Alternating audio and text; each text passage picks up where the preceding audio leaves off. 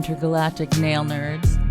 So, this nail, the Midnight Guava nail, is still one of my all-time favorite nails.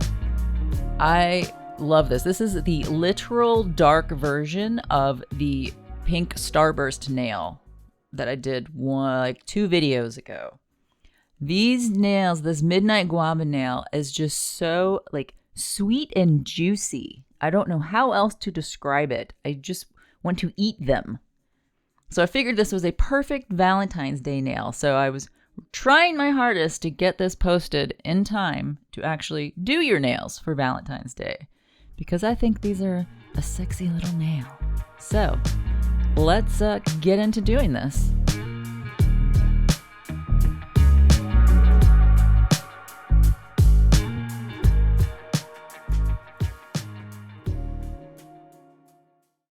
Okay, for this nail, we are starting out with a black base. And to that black base, we are going in with the Born Pretty. I think it's called Sweet Guava. It's MY278. And we really just want to do a good, decent coat of this on the nail. And we are going for as wide and even of magnetized particles that we can get. And here you can see I got out my big honkin' magnet that I stuck on my regular one. This stuff responds really well to a magnet, so you probably don't need to get out the big guns. But I did. Okay, and just so you can see at a normal speed what I have for my initial layer. And now we are just going straight back in with the same polish. And we are doing another full coat over the nail. And the only difference is this time we are going to pull all of the particles towards the center, and we are going for that rolling effect with the mag particles. And that is looking pretty good to me. I'm happy with that effect, and we just do another full cure.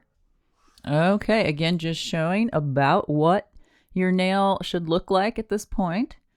And now we are going in with the Born Pretty Summer Soda Ice Jelly number 6 from the set. It's just a really nice neon bright pink, just a hot pink color.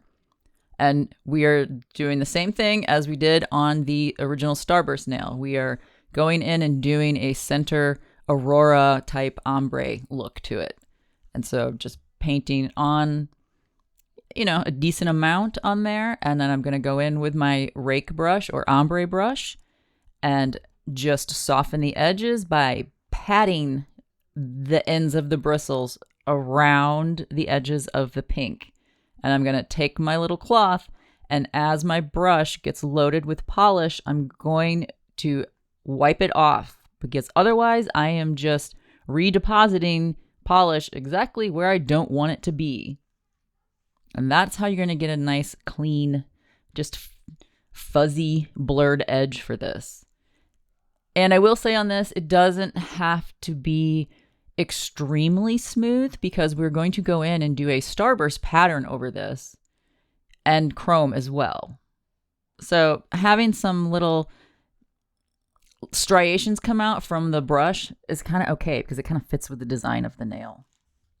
And another thing you can do to get a little variety in this nail, or to just see what look you like best, is you can play around with doing a very wide pink center or doing a smaller pink center and see what kind of difference, once we get all of the layers on there, what kind of difference that makes in the look of the nail.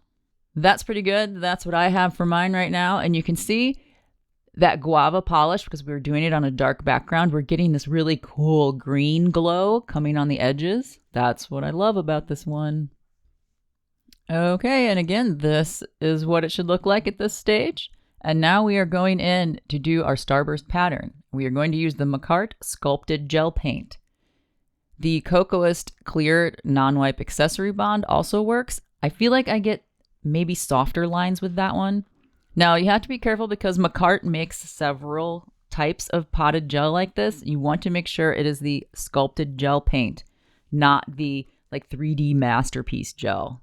They just have a few products that seem interchangeable, but some of them do not take chrome the same way. Like this, I find takes chrome the best, which is why you should use it. So I am just going to apply this with a toothpick because I'm lazy and I don't like cleaning brushes. Basically, you could apply this with a brush, but why? Because we're just going to use a toothpick to scrape the design in it anyway. So you do not need a thick coat of this. That's what's so cool about this. You don't get a thick, chunky nail in the end. So it can look like that. You know, you just sort of do an even coat. You just don't want big clumps on there because all that's going to do is make it harder to scrape the lines in. And did you notice my dramatic handling of the lid there? That was to remind me to tell you guys to close that lid on that thing because those types of gels can cure very quickly if you have bright light.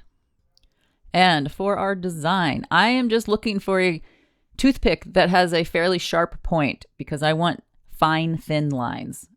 So look through and find your best toothpick. And again, I want a little cloth in my hand because we need to scrape the extra off or you're not going to get good lines. So just pick a center point and start making lines coming from that center point. And if you haven't done this before, it's going to take you a minute or so because it's a slippery, slidey surface. So you're going to have to get used to that. So sometimes your lines might just like you're driving in the snow or something. So but the good thing about this is it's just going on in wet gel. So you can just go over the lines as much as you would like. And so as soon as you start noticing you're getting buildup on the toothpick, wipe it off. And the better you are about doing that, the cleaner and crisper lines you're going to get. And what sells this as a Starburst is having very fine, crisp, clean line work across the whole nail. And you have to remember to also get those lines going to the edges of the nail. It's easy to kind of forget and they don't quite go all the way to the edge. And you can kind of go in and do that from the edge. It's not that you have to then do the entire line over again. And if you were doing this on your natural nails, like not on a fake nail, you may want to scrape this design in towards the center, depending on if you put like too much of the clear gel on there, just so you're not scraping. It's a pretty clean process, but you know, if you want to be extra cautious, don't do it so you're scraping gel onto your skin, basically. And so just keep going around the nail, and I have to, I spin the nail around to get this so I can get the straightest lines possible. And I'm not going to lie, I've done this on my own nails before. And when you start having to do your dominant hand and your poor non-dominant hand is having to do hundreds of straight, fine, very close together straight lines on a wet surface. It's not fun. I'm just so encouraging, aren't I? But you'll adore them when they're done. So in the end, it's worth it. And the last little thing to check is just to make sure that your center looks nice and neat. So you may have to go in and just maybe do a little like star shape or whatever, cross each little line in the center neatly again. But that's pretty much what I have. And you can see how many lines I have on there, how close together and how fine they are. I feel like that really elevates the look. Okay, you want to cure that for 60 seconds. Okay, and now it's time for our liquid chrome. I'm using the Kokoist Orange Liquid Mirror Chrome. The first thing I do with my Kokoist Liquid Chromes is I cut off half of that back label, peel it off so that I can see what is going on in that bottle. Because you need to shake it up. And if you do not take good care of the screw top of the bottle, you can get buildup on there and it will keep the bottle from sealing properly. And that liquid will evaporate very quickly. So if you can see the levels in the bottle too, you can kind of catch it before it's too late. Now, you don't want to apply these with the brush. You will apply way, way too much chrome on there. So you can kind of see the little buildup I'm talking about. So just be careful with that. Clean it with alcohol. There's like an adhesive in this stuff, which is why you cannot use it for isolated chrome. But that is why it kind of sticks to the bottle. So I use an ombre square sponge, this denser sponge, and I put 1 or 2 like pats on there, brush it on, and then I apply it to the nail. And I'm just trying to get it all over the nail. I'm not worried about a nice, neat application. And most of the time I go back in and do a second little round to make sure I'm getting it everywhere on the nail. It just dries so quickly, and then it's sticking to the nail. And that is why we do the second step. Now you can use a powdered chrome on this. That's absolutely fine. You just apply it like you normally would. I just think this chrome in particular gives you a very bright, vibrant result. And I love it. This is one of those things I could just drink. Okay, make sure you close that bottle tight. And now the second step, if you're using the liquid chrome, is to go in with the eyeshadow type sponge because it is a much less dense sponge. We are going to put a little bit of alcohol. Don't douse it in alcohol, but enough to be able to swipe it around the nail. And this, we are basically re-wetting the chrome. And this is how we are getting the even coverage of it onto the nail.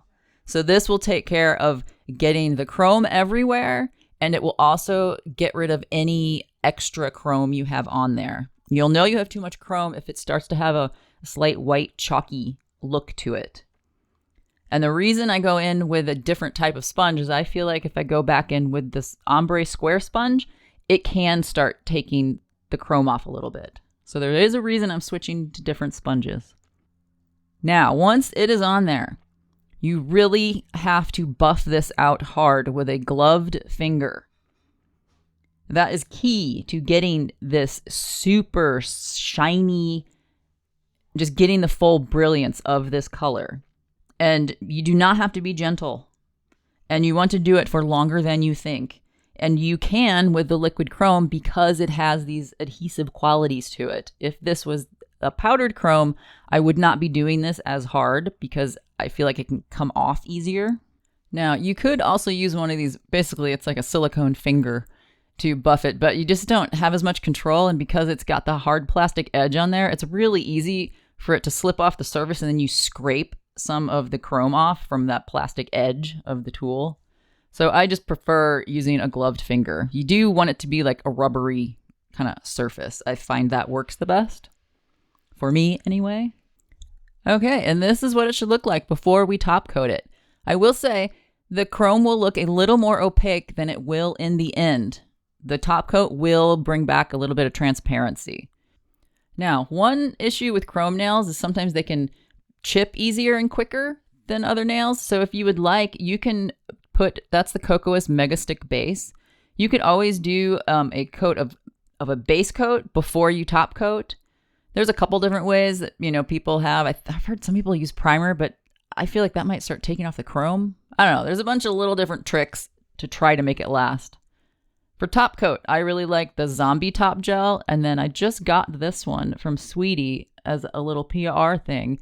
That is the same brand, the Yogo Mayo, the Zombie King High, which is a non-wipe builder top gel. But it seems to be something it's a versatile gel that can kind of be used for everything. So this is my first time using it. So let's see what it does. And I realized when I opened this, I maybe should have done the trick where you just cut a hole in the center of the foil, because I'm not sure if this is one of those gels that keeps sort of traveling up the sides. So hopefully I didn't create a mess by just pulling that from the side. We'll see. All right, that's it. We are just top coating our nail.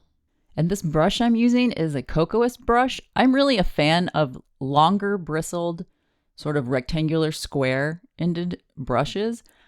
But I think this one might actually be a little too big. I think there was one size smaller. I need to go back and maybe get that. I do like the brush, but it almost soaks up too much polish. So maybe it's better for certain types of polish. But anyway, there we go. I'm gonna just sit this upside down for a second to sort of level that to get it centered, and we're gonna do the full cure. Okay, and there is our finished midnight guava nail.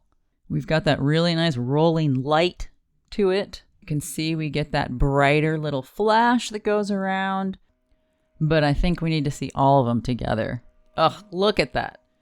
I am just a sucker for that golden sunset and like lime burnty green color combo, just like the pink and green and sunsetty orange. Every time I love it. These will just always feel like jeweled little pieces of fruit to me. Okay, that's it for our nails tonight. I hope you have fun making these and your midnight guava nails.